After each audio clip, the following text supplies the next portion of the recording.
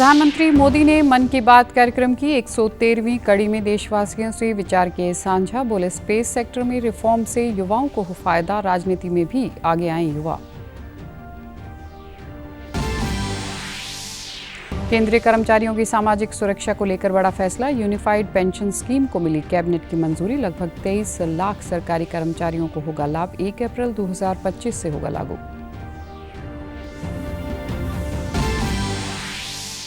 और कुरुक्षेत्र में मनाया गया भारतीय मजदूर संघ का 70वां स्थापना दिवस। हरियाणा के मुख्यमंत्री नायब सिंह सैनी ने कहा, पात्रों को मिल रहा है पोर्टल की मदद से योजनाओं का सीधा लाभ।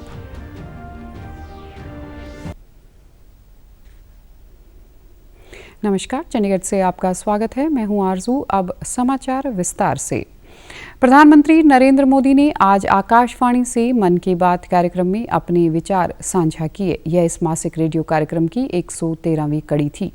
इस दौरान पीएम ने कहा, आज एक बार फिर बात होगी देश की उपलब्धियों, देश के लोगों के सामूहिक प्रयासों की। 21वीं सदी के भारत में कितना ही कुछ ऐसा हो रहा है जो विकसित भारत की नींव मजबूत कर रहा है। प्रधानमंत्री नरेंद्र मोदी ने राष्ट्रीय अंतरिक्ष दिवस पर बात की। इस क्रम में पीएम ने गैलेक्सी आई स्टार्टअप खड़ा करने वाले आईआईटी मद्रास के विद्यार्थियों से भी चर्चा की। इसके अलावा पीएम ने एक बार फिर युवाओं से राजनीति से जुड़ने की अपील की। उन्होंने कहा कि भारत में कई ऐसे युवा हैं जिन्हें राजनीति में दिलचस्पी है, लेकिन व्यवस्था प्रणाली के कारण राजनीति में आ नहीं पाते। पीएम ने कहा कि उनकी अपील पर उन्हें युवाओं की जबरदस्त प्रतिक्रिया मिली है। की बात में स्पेस सेक्टर से जुड़े अपने कुछ युवा साथियों से बात की जाए। मेरे साथ बात करने के लिए स्पेस टेक स्टार्टअप गैलेक्स आई की टीम जुड़ रही है। सब लोग साथ में आईआईटी मद्रास में मिले। वहीं पर हम लोग सब पढ़ाई कर रहे थे, अलग अलग ईयर्स में थे अपने इंजीनियरिंग के। और उसी वक्त हम लोगों ने सोचा कि एक हाइपरलूप नाम का एक प्रोजेक्ट है जो हम लोग चाहते थे साथ में करेंगे। उसी दौरान हमने एक टीम की शुरुआत की, उसका नाम था आविष्कार हाइपरलूप, जिसको लेकर हम लोग अमेरिका भी गए। उस साल हम एशिया की इकलौती टीम थी जो वहां गई और हमारे देश का जो झंडा है उसको हमने फहराया। पीएम ने कार्यक्रम में फिट इंडिया अभियान के साथ साथ पोषण अभियान का भी जिक्र कर लोगों से जुड़ने की अपील की है। पीएम ने कहा कि फिटनेस हमारे जीवन का महत्वपूर्ण हिस्सा है। बच्चों की सेहत देश की प्राथमिकता है। पीएम ने पोषण के साथ पढ़ाई अभियान का जिक्र करते हुए कहा कि इसे हाल ही में नई शिक्षा नीति से जोड़ा गया है। इससे बच्चों के संतुलित विकास पर ध्यान केंद्रित किया गया है। इसी के तहत लोगों को जागरूक करने के लिए हर साल 1 से 30 सितंबर तक पोषण माह मनाया जाता है।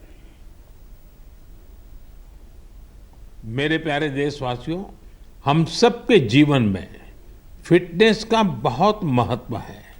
फिट रहने के लिए हमें अपने खान पान, रहन सहन सब पर ध्यान देना होता है।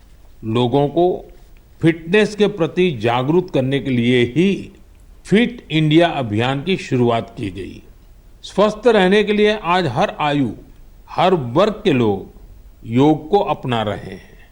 लोग अपनी थाली में अब सुपर फूड मिलेट्स यानी श्री अन्न को जगह देने लगे हैं।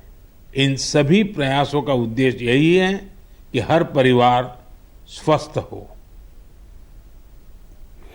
मन की बात में पीएम ने हर घर तिरंगा अभियान, चंद्रयान 3 की पहली वर्षगांठ के अलावा रक्षाबंधन, अरुणाचल में 3D प्रिंटिंग टेक्नोलॉजी का भी जिक्र किया। सिटी ब्यूटीफुल चंडीगढ़ में आज प्रधानमंत्री मोदी के मन की बात कार्यक्रम को सुनने के लिए लोगों में काफ़ी उत्साह दिखा। चंडीगढ़ के त्रिशक्ति मंदिर में आयोजित कार्यक्रम में लोगों ने मन की बात कार्यक्रम सुनने के बाद दूरदर्शन से अपने विचार साझा किए। उन्होंने बताया कि प्रधानमंत्री लोगों के मन की बात को समझते हैं और उन पर हर महीने चर्चा करते हैं। उनकी बातों से हमें नई ऊर्जा और उत्साह मिलता है।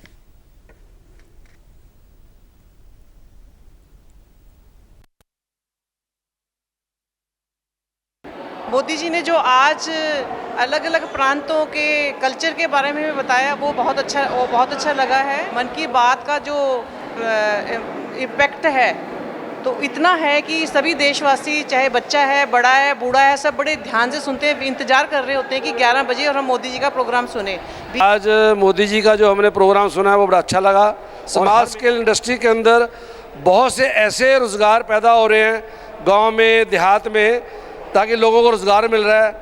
और ये इंडस्ट्री जो है, जैसे लोन के बारे में कहा था 10 लाख से 20 लाख कर दिया गया, उससे लाखों लोगों को गांव के और देहात के अंदर बहुत फ़ायदा हो रहा है।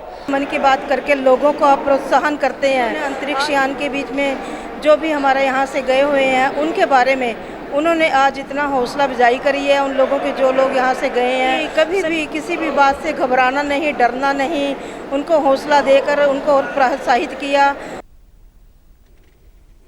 मोदी सरकार ने लाखों सरकारी कर्मचारियों को त्योहार शुरू होने से पहले बड़ा तोहफा दिया है। कैबिनेट ने केंद्र सरकार के कर्मचारियों के लिए बड़ा ऐलान करते हुए एकीकृत पेंशन योजना यानी यूनिफाइड पेंशन स्कीम को मंजूरी दे दी है। इस योजना के तहत केंद्रीय कर्मचारियों को रिटायरमेंट के बाद सुनिश्चित पेंशन दी जाएगी। केंद्रीय मंत्रिमंडल की बैठक में 3 बड़े फैसले लिए गए हैं, जिसमें सबसे अहम फैसला सरकार ने केंद्रीय कर्मचारियों की सामाजिक सुरक्षा को लेकर लिया है। यूपीएस का लाभ केंद्रीय कर्मचारियों को मिलेगा। एश्योर्ड पेंशन या राशि अंतिम वेतन का लगभग 50% होगी और 10 साल की सेवा देने वाले कर्मचारियों को कम से कम 10,000 रुपये की पेंशन जरूर मिलेगी। एम्प्लॉयज यूनियंस एसोसिएशंस के साथ कमिटी ने डिस्कशंस किए, मल्टीपल मीटिंग्स, फिर दुनिया के कई देशों में किस तरह की स्कीम्स हैं, किस तरह के सिस्टम्स है वो भी देखा। फिर भारत की जो अर्थव्यवस्था है और केंद्र सरकार का बजट है उसको समझने के लिए रिजर्व बैंक ऑफ इंडिया के साथ, वर्ल्ड बैंक के साथ, सबके साथ कंसल्टेशंस हुए और इस कंसल्टेशन के बाद में एक यूनिफाइड पेंशन स्कीम का रिकमेंडेशन इस कमेटी ने किया। केंद्रीय सूचना और प्रसारण मंत्री अश्विनी वैष्णव ने बताया कि इस स्कीम को राज्य सरकारें भी अपना सकती हैं। अगर ऐसा होता है तो यूपीएस के लाभार्थियों की संख्या 23 लाख से बढ़कर 90 लाख हो जाएगी। अध्यक्षता में यूनियन कैबिनेट ने यूनिफाइड पेंशन स्कीम को अप्रूव किया है। 50% अश्योर्ड पेंशन, ये इस यूपीएस का सबसे पहला पिलर है। अश्योर्ड पेंशन का जो अमाउंट है that will be the average of basic पे ऑफ 12 मंथ्स बिफोर सुपर एनुएशन, उसका 50% होगा। और इस फुल पेंशन के लिए जो क्वालिफाइंग सर्विस रहेगी वो रहेगी 25 ईयर्स।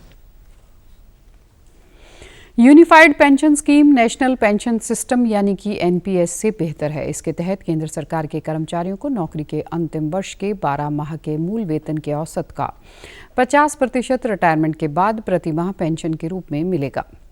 यूपीएस में केंद्र सरकार का अंशदान 18.5% होगा। यूपीएस के तहत कर्मचारी की मृत्यु पर पारिवारिक पेंशन का फायदा मिलेगा। भारतीय मजदूर संघ हरियाणा के 70वें स्थापना दिवस के अवसर पर कल कुरुक्षेत्र में एक कार्यक्रम का आयोजन किया गया, जिसमें मुख्यमंत्री नायब सिंह सैनी ने बतौर मुख्य अतिथि शिरकत की। इस अवसर पर मुख्यमंत्री ने कहा कि देश के विकास में मजदूर वर्ग का बड़ा योगदान रहा है। भारतीय मजदूर संघ ने अपनी स्थापना के बाद 70 वर्ष का सफर बड़े ही गौरव के साथ पूरा किया है। उन्होंने कहा कि मोदी सरकार ने अंग्रेजों के बनाए कानूनों को समाप्त कर श्रमिकों के लाभ के लिए नए कानून बनाए। इस दौरान तंज कसते हुए मुख्यमंत्री ने कहा कि कांग्रेस पोर्टल पर समाप्त करने व HKRN कर्मचारियों को बाहर का रास्ता दिखाने की बात कर रही है, लेकिन उनका सपना कभी पूरा नहीं होगा। मुझे आप लोगों को बताते हुए ये पहली बार आदरणीय नरेंद्र मोदी जी की सरकार ने जो लंबे समय से अंग्रेजों के बनाए हुए कानून थे उन सब को खत्म करके 4 कानून बना करके मेरे श्रमिक भाइयों को लाभ पहुंचाने का काम ये आपकी सरकार ने किया है, ये हमारी सरकार ने किया है। इसके लिए मैं आप सबको बहुत बहुत साधुवाद देता हूं। कार्यक्रम के बाद प्रेस वार्ता करते हुए मुख्यमंत्री ने कहा कि हमारी सरकार ने मजदूरों के हित में बड़े फैसले लिए हैं। हमारा प्रयास है कि श्रमिक वर्ग को किसी भी तरह की परेशानी न उठानी पड़े। चुनाव की तिथि आगे बढ़ाने के सवाल पर उन्होंने कहा कि चुनाव से पहले और बाद में लंबी छुट्टियों के कारण मतदान प्रतिशत कम हो सकता है। इसी के चलते भाजपा प्रदेश अध्यक्ष ने चुनाव आयोग को पत्र लिखा है कि जिस पर फैसला आयोग को करना है। प्रदेश अध्यक्ष जी ने इस बात की चिंता की है कि लगातार छुट्टियां हैं, लगातार 4-5 छुट्टियां हैं, कहीं ऐसा ना हो कि वोटिंग कम हो जाए। परंतु मैं सभी से अपील करना चाहूँगा और चुनाव आयोग से जो हमारे माननीय अध्यक्ष जी ने लेटर लिखा है, उन्होंने चिंता जाहिर की है कि इस डेट को अगर कुछ आगे पीछे कर लें सभी दलों से बात करके, ताकि वोट परसेंटेज ज़्यादा बढ़े और वोट परसेंट ज़्यादा हो लोकतंत्र के हित के अंदर, वो ठीक है। पंजाब सरकार द्वारा पिछड़ी श्रेणियों और आर्थिक रूप से कमजोर वर्ग के लिए आशीर्वाद योजना के तहत जिला बठिंडा, मानसा और SBS नगर के लिए 3.44 करोड़ रुपए की राशि जारी की गई है। सामाजिक न्याय, अधिकारिता और अल्पसंख्यक मंत्री डॉक्टर बलजीत कौर ने बताया कि राज्य सरकार द्वारा पिछड़ी श्रेणियों और आर्थिक रूप से कमजोर वर्ग के 675 लाभार्थियों के लिए 3.44 करोड़ रुपए की राशि जारी की गई है। उन्होंने बताया कि जिला बठिंडा के 33 लाभार्थियों, मानसा के 46 लाभार्थियों और SBS नगर के 196 लाभार्थियों को आशीर्वाद फॉर BCs एंड EWS योजना के तहत कवर किया गया है। पंजाब के बड़े शहरों में चल रहे सैलून पार्लर संचालकों द्वारा प्रदूषण फैलाने को लेकर पंजाब प्रदूषण नियंत्रण बोर्ड ने कड़ी कार्रवाई की है। इसके तहत PPCB ने मोहाली, लुधियाना, जलंधर, अमृतसर के अलावा कई और शहरों के सैलून संचालकों को नोटिस जारी किया है। इन सैलून संचालकों को यह जानकारी साझा करनी पड़ेगी कि वे इस्तेमाल किए गए केमिकल और अन्य रसायनों, बाल, दस्तानों और प्लास्टिक की बोतलों का कैसे निपटान कर रहे हैं। बोर्ड के प्रोफेसर आदर्श पाल विज ने पटियाला में बताया कि राज्य का कोई भी सैलून संचालक प्रदूषण मानदंडों का उल्लंघन करेगा, उस पर सख्त कार्रवाई की जा सकती है।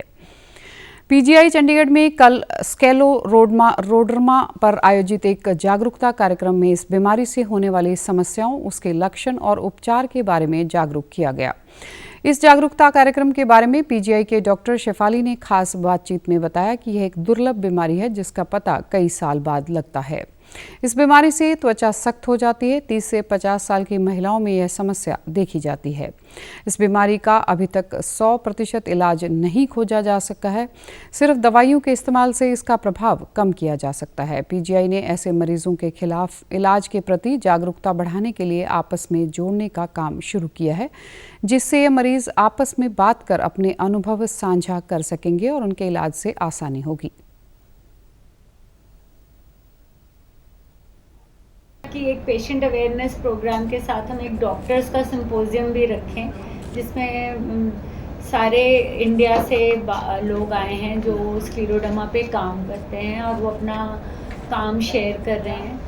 और भी हम पेशेंट अवेयरनेस प्रोग्राम करते हैं जिसमें हम आसान शब्दों में बताते हैं बीमारी के बारे में, प्रोत्साहन भी देते हैं कि all is not lost, there is hope, कि ये कैंसर नहीं है।